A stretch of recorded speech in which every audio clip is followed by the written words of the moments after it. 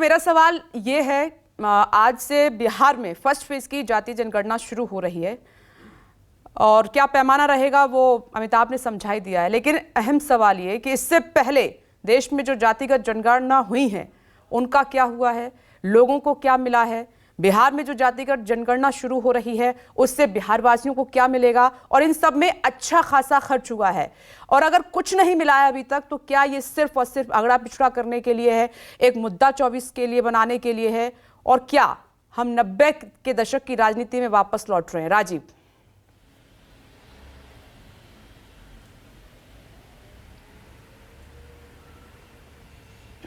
देखिए विपनेश, इस वक्त जो भारत की राजनीति है वो दो ध्रुवीय है। एक तरफ धर्म है, दूसरी तरफ जाति है।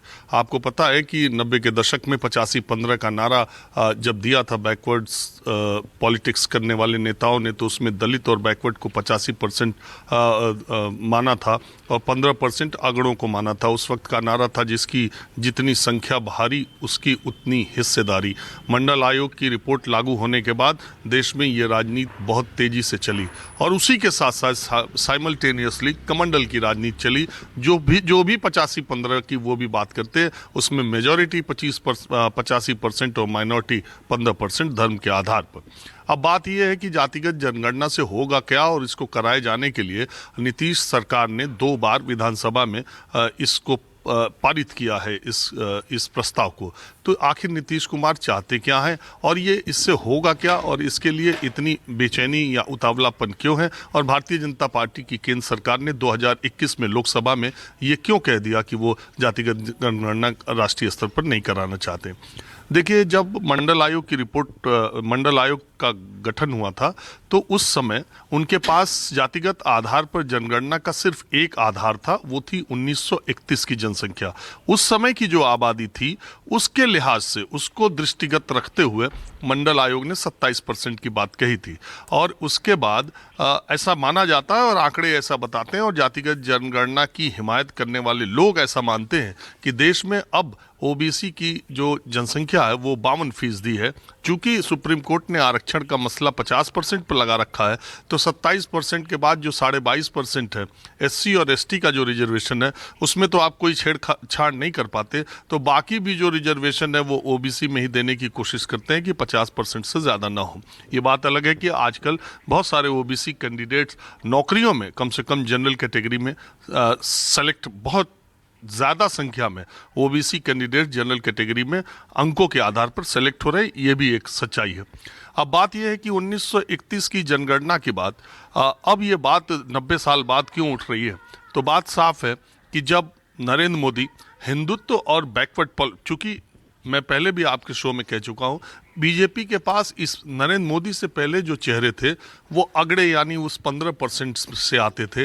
नरेंद्र मोदी एक ऐसे चेहरे हैं जो 85% से आते थे। तो बैकवर्ड और हिंदुत्व दोनों का कॉकटेल बीजेपी और आरएसएस ने मिलकर ऐसा चला कि उत्तर भारत के बैकवर्ड पॉलिटिक्स करने वाले नेताओं की खटिया खड़ी हो गई। अब उसी आधार पर रुके रह करके उनको लगता है कि पॉलिटिक्स करना मुश्किल है। जातिगत अखिलेश यादव भी आप देखिए यूपी में बिल्कुल उसकी तरफदारी करते हैं। उनको ये लगता है कि एक बार जब बैकवर्ड पॉपुलेशन की जो आज की जनसंख्या है सामने आएगी तो ज़्यादा अधिकार, ज़्यादा नौकरी, ज़्यादा वोट, ज़्यादा आरक्षण की मांग वो ज़्यादा पुरजोर तरीके से उठा सकेंगे। लेकिन दिलचस्प बात यह है कि जो भी सरकार सत्ता में रहती है वो जातिगत जनगणना नहीं कराती, क्योंकि ये एक ऐसा पिटारा है, इसमें बहुत सारी पेचीदगियां हैं। मैं बहुत कम समय लेना चाह रहा हूँ, नहीं तो मैं बहुत इस पर आगे बता सकता हूँ। पेचीदगियां ये है कि कोई एक जाति किसी स्टेट में ओबीसी है, वही जाति दूसरे स्टेट में ओबीसी नहीं है। जो केंद्र में ओबीसी है वो राज्यों में ओबीसी की लिस्ट में नहीं आता है। तो ये बहुत ऐसा है, ये एक बार पेंडोरा बॉक्स खुलेगा तो इसमें बहुत सारी पेचीदगियां सामने आएंगी। तो सत्ता पक्ष हमेशा से इसकी जातिगत जनगणना का हिमायती कोई भी राष्ट्रीय स्तर पर जो सरकार रहती है नहीं रहता। गोपीनाथ मुंडे ने 2011 में लोकसभा में ही सवाल किया था और उन्होंने कहा था, जब विपक्ष में भारतीय जनता पार्टी थी तब जातिगत जनगणना के समर्थन में थी। अब अगर आप देखें तो नीतीश कुमार ने जब 2019-20 में विधानसभा में इसके बारे में प्रस्ताव पारित किया तो बीजेपी ने भी उसमें सहयोग किया और बीजेपी ने भी वहां वहां पर कहा कि नहीं नहीं हम बिहार में कराने के हामी भरते हैं, क्योंकि वो इसके ना करने का खतरा बीजेपी वहां बिहार में नहीं उठा सकती है। तो इसलिए 2024 से पहले जातिगत जनगणना तेजी से कराकर नीतीश कुमार बैकवर्ड पॉलिटिक्स का बड़ा चेहरा बनने के फिराक में है, और जैसा कि वो संकेत भी दे रहे हैं कि वो राष्ट्रीय स्तर पर अपनी भूमिका तलाश रहे हैं, तो उस दिशा में उनके द्वारा फेंका गया ये पहला कार्ड है।